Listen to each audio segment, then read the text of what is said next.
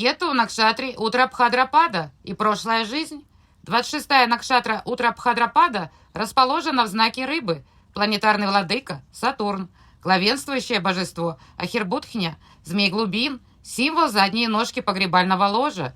Накшатра Утрабхадрапада обеспечивает дожди и, следовательно, необходимый элемент для поддержания жизни на Земле.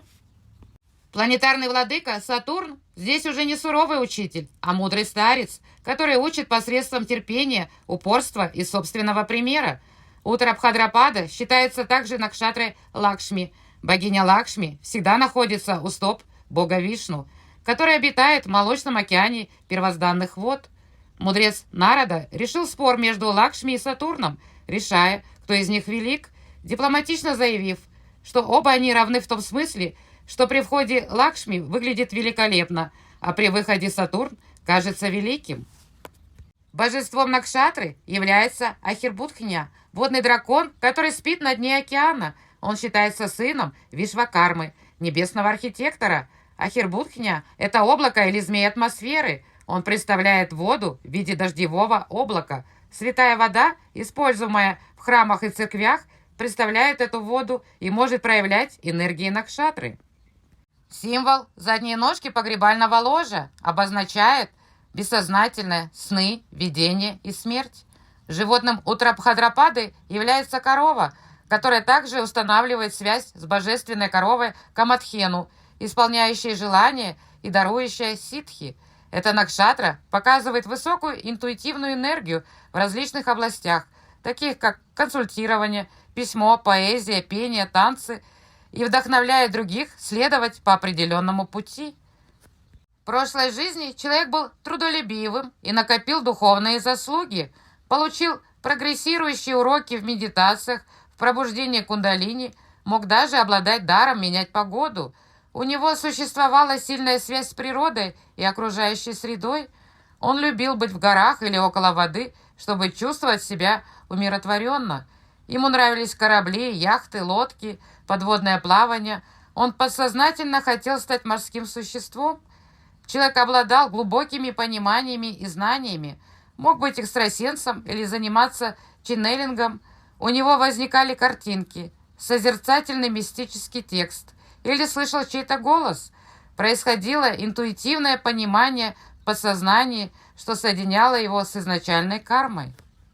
В его жизни долго не было ребенка, но в какой-то момент пролился дождь милости судьбы. Что-то вмешалось, или наука, или другое необъяснимое событие. Первенец был рожден с обвитой пуповиной, или у матери было многоводие. В момент рождения могли происходить события, связанные с бабушкой. Она могла попасть с отравлением в больницу. Происходили проблемы со связью, с общением, с разрешающими документами. Человек иногда был как испорченный телефон, передавая искаженную информацию. На каком-то этапе в жизни был вынужден преподавать или передавать дальше информацию, знания, нравилось ли ему это или нет, так как ему надо было быть как гуру в своей жизни. Его жизнь начинала налаживаться и стабилизироваться около 30-40 лет. Человек тогда мог получить разрешение и начинать понимать устройство мироздания. Ему необходимо было сосредоточиться на чем-то одном. В противном случае он терял энергию и эффективность от желания действовать многозадачно.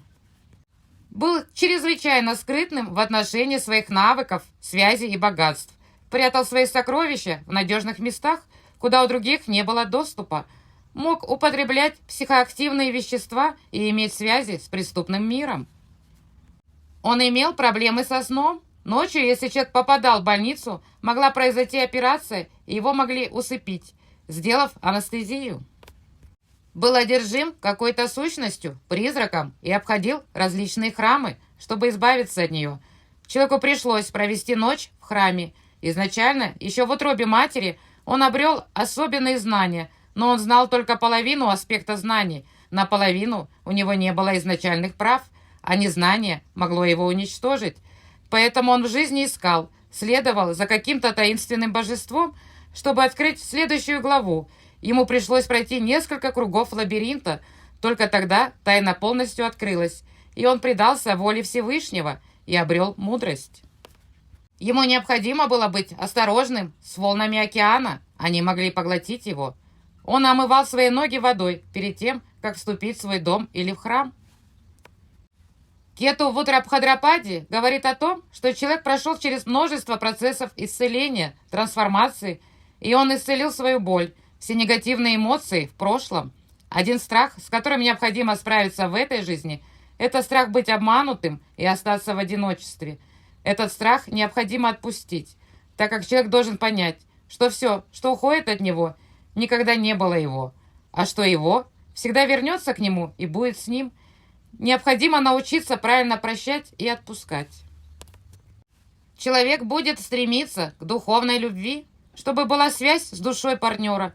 Человек получит божественные переживания и может даже увидеть божественную сущность или соединиться с ней и получить сообщение из духовного мира.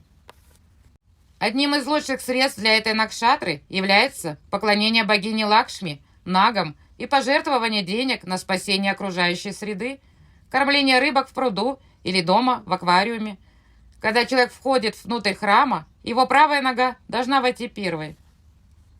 Профессии: артисты, музыканты, поэты, писатели, исследователи, философы, историки, специалисты по йоге, медитации, тантре, целители, шаманы, гадалки, монахи и отшельники, работники благотворительных организаций, консультанты, работники кладбищ и крематорий.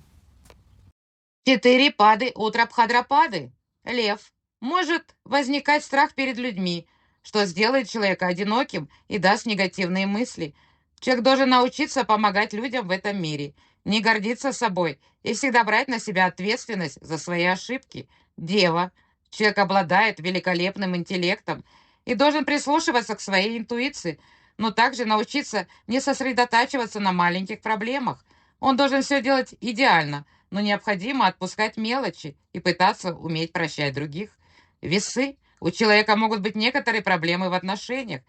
Человек все делает бескорыстно для людей, но не получает этого взамен. Это может привести человека к нежеланию брака и направить его на духовный путь. Человек захочет быть одиноким, так как его вибрации отличаются от окружающих его людей, и он комфортно будет чувствовать себя в изоляции. Скорпион. Человек будет загадочной личностью, не показывая реальность о себе другим, будет любить много исследовать и углубляться в тайны. Человек привязан к своей семье, и у него будут богатство, слава и деньги.